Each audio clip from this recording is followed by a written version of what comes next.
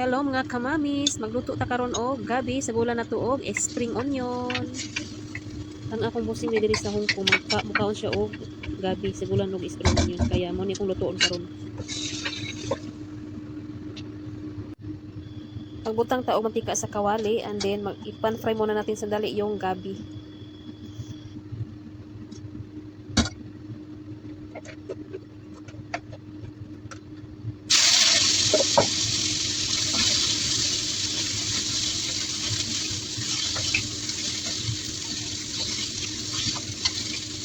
Then butangan og chicken broth and then tubig and then lagyan ng chicken powder at saka konting asin.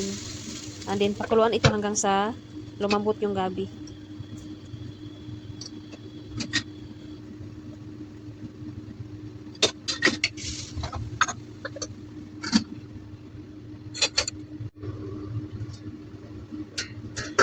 Malambot na yung gabi, i-transfer ko ito sa bowl kasi i-reheat ko yung spring onion na slice ko.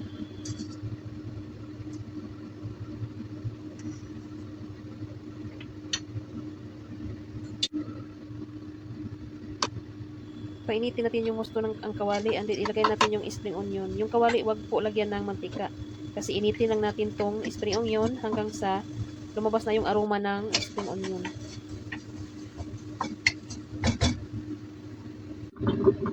Then ibalik na natin yung gabi.